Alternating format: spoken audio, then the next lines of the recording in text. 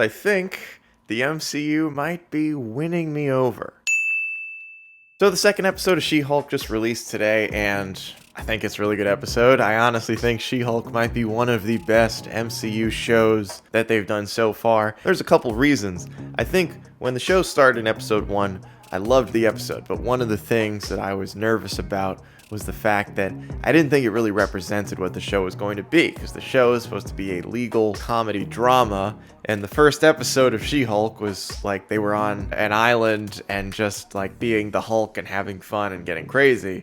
And that's not what the show is. I was kind of hoping that in the second episode, it would get to what the show is supposed to be and that it would actually work. And I think 2 episodes in, the show is working pretty freaking well. Now, there's a few reasons why I think She-Hulk is working as well as it is a couple episodes in. One of them is the fact that the show says it's a comedy outright, and so that way, when they're doing a lot of the Marvel joke stuff, it doesn't really come off so much as Marvel jokes, it just comes off as comedy, which makes sense in a comedy. I also think the other reason is that Tatiana Maslany might be some of the best casting the MCU has ever done. Now, that's not to say that they have not cast plenty of talented actors in a lot of the different shows and movies that they have, but I don't quite remember an instance recently, outside of maybe Chadwick Boseman, of an example of them casting somebody that feels like they were made to play this part. This She-Hulk character was built to be played by Tatiana Maslany. And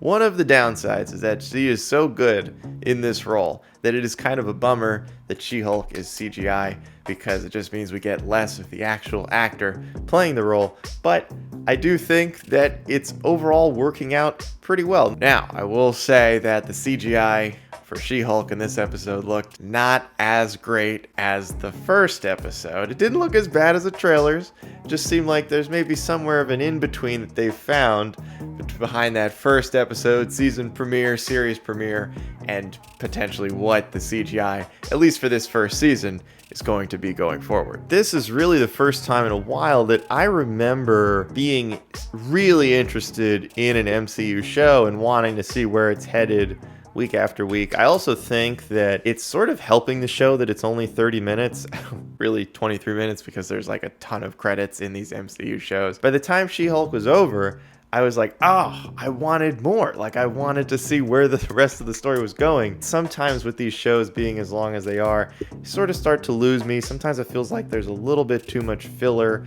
going on throughout 40 or 50 minutes, whatever it might be.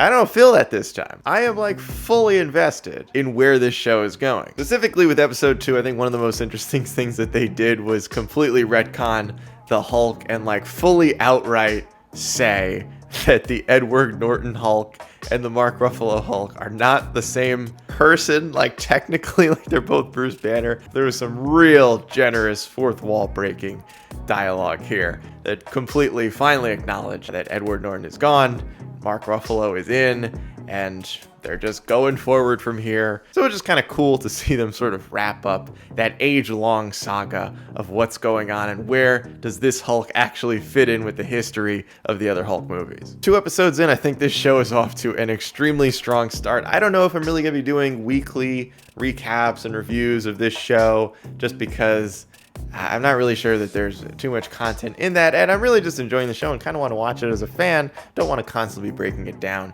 week after week, but if there's some crazy stuff that goes on, I will definitely be hopping on here, talk about it a little bit more. And if you guys enjoy this type of video, consider subscribing and leaving a like, because I do appreciate it. It helps my tiny little channel grow. If you have not seen She-Hulk yet and you've been taking a break from the MCU like I have, I highly recommend making this show the one that gets you back into MCU content, because they are doing a really good job, and the acting from Tatiana Maslany alone is well worth watching She-Hulk.